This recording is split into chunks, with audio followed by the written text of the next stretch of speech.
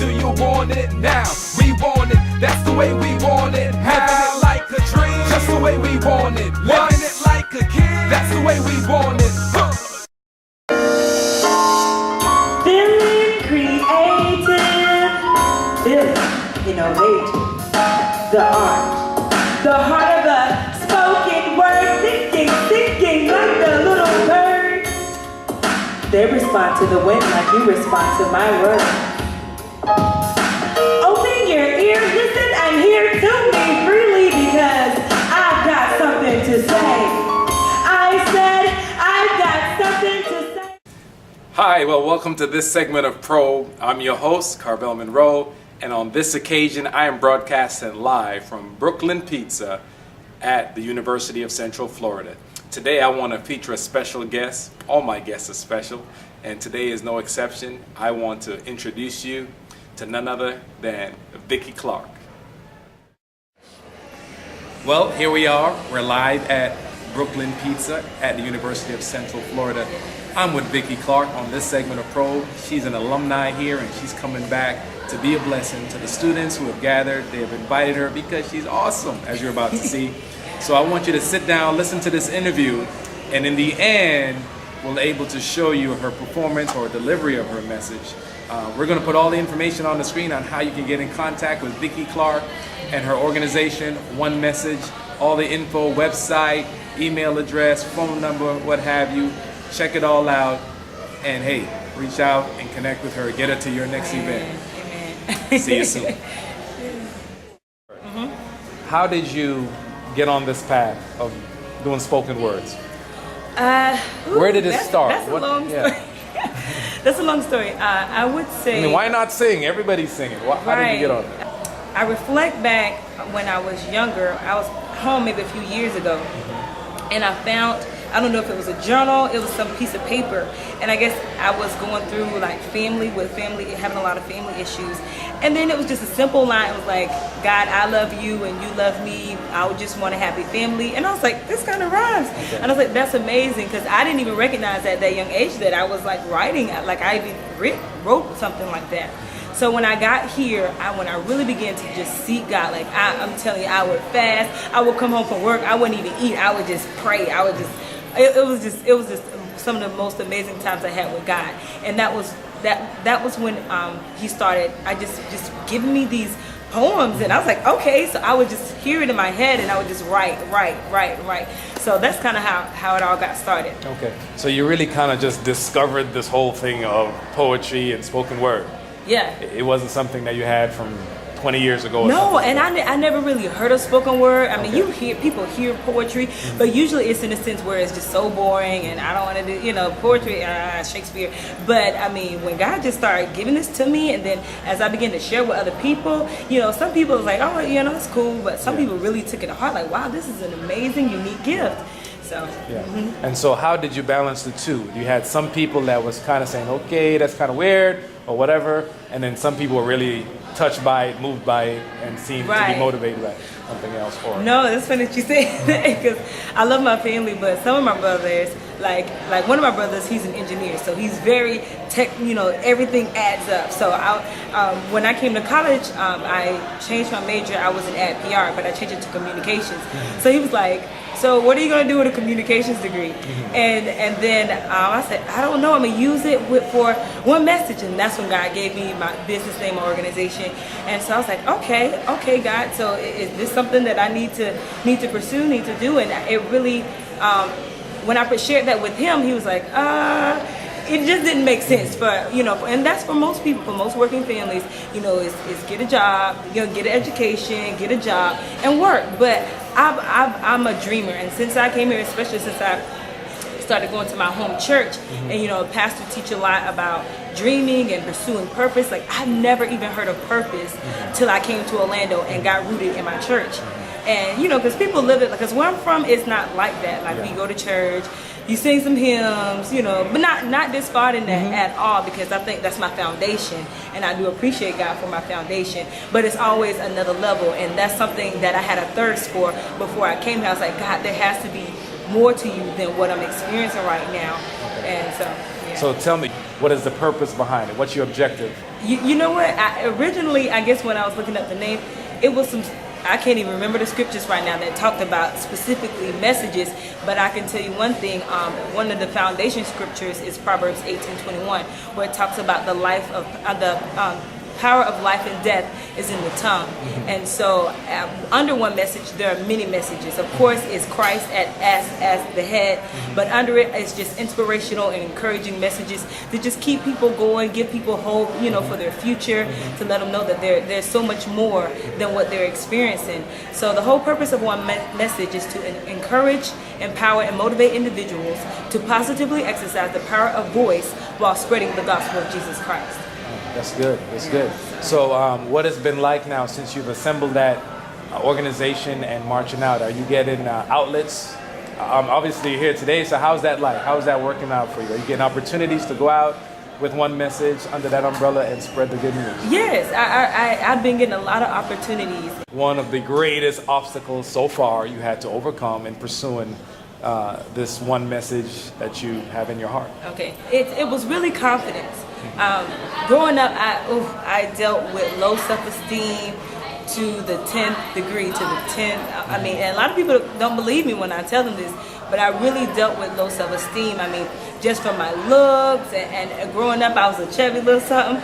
And so, and my family would joke, and it's funny, but really those words, hurtful words, really stick to you. And a lot of people don't realize that. You think, oh, that's just a cute, chubby, our cousin Vicky, but it really impacted me as I got older. Yeah. When I was young, I was like, oh, I'll laugh with it, but it was mainly confidence, I have to say. I mean, it was really bad. I used to scratch, I have a birthmark. I used to try to scratch the birthmark. It was crazy. And I was like, Lord, why can't I just have smooth, beautiful skin like the next person? And also, that's another one. Actually, I can too. The giant of comparison. I would compare myself a lot with other individuals. And as I really grew in God, my confidence is in Him, and my confidence came from Him. So I take no credit in that. So the Word speaks often of how we have to encourage ourselves. And so there are times where I would look in the mirror and I'll say, "Girl, you the finest thing to ever walk this earth." You have to encourage yourself. And so at the end of that message, I believe that God will give me a platform to minister this, because I think it will deliver a lot of young people. It's called a beauty box, and I even encourage the guys. It could be a shoe box, something manly, but it was a beauty box. And what I did was I decorated. I put jewels on it and mirrors, because the mirrors represent we're in the image of Christ, and jewels said we're jewel. Our price is far above rubies. And so in that box, I encourage the young ladies that. They had a piece of paper. I gave them all pieces of paper, and on one side I got them to write what I feel I am, and on the other side it was titled "But God Says I Am." So everything that they were feeling about themselves, anything that was negative, demeaning, I had to write on what I feel that I am. And then at the end, I told them to write the very opposite of that, because whatever it is, the opposite of negative is God, is positive. And so I got them all to write it down, and at the end, I told them to cut out the positives on who God says that you are.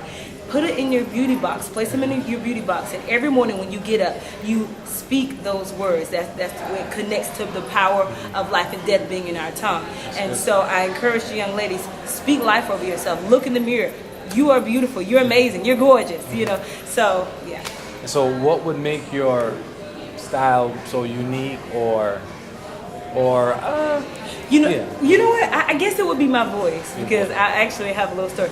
I did not like my voice at all, because I was like, God, I sound like a man. My voice is so deep. I used to feel that way, and I didn't like hearing my voice. And it's amazing over time, as I've ventured out and He's given me this gift.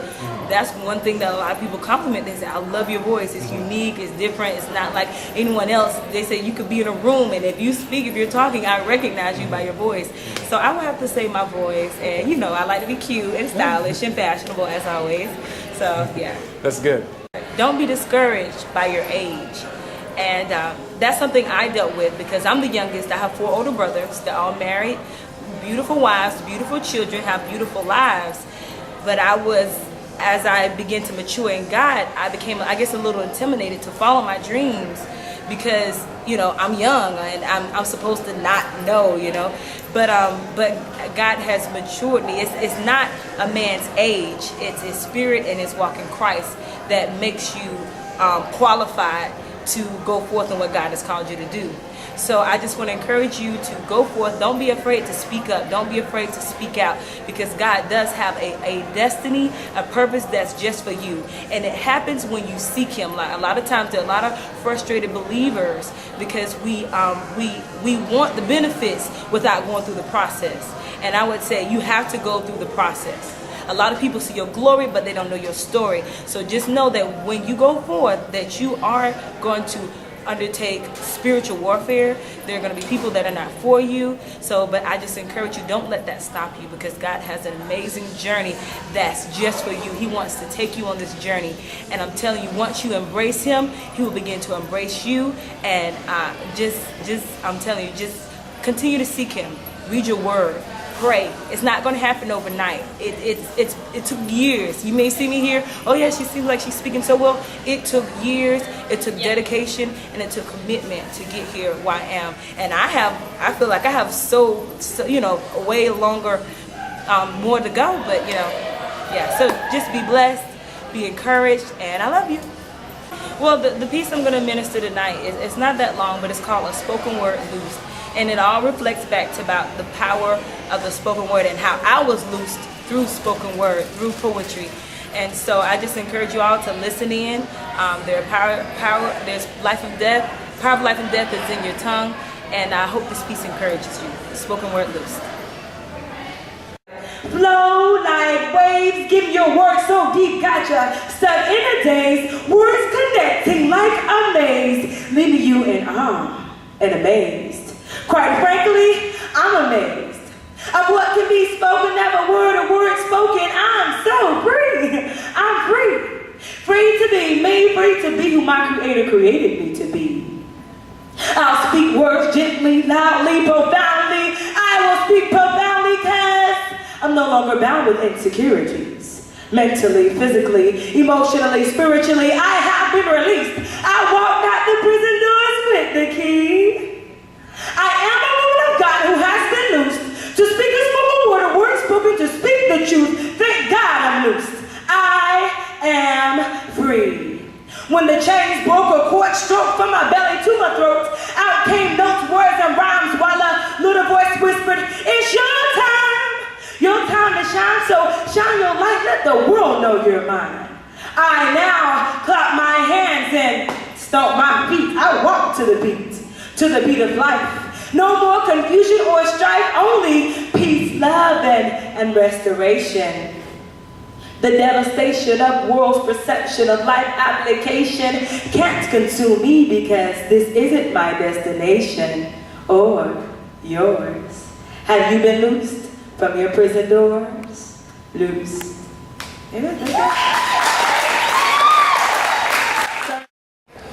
So this is Probe. I thought we'd close out with this.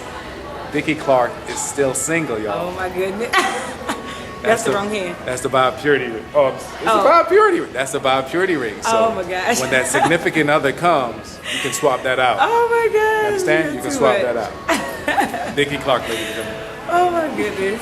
You're silly. Oh yes. Oh, well, I encourage you. 30 seconds. Oh, keep yourself right. Keep yourself together.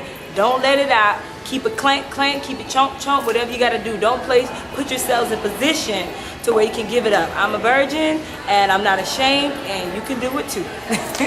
Love you. Well, you heard it here. Well, that's it for now. I hope you've enjoyed all you've heard and seen. And until next time, peace. Holla.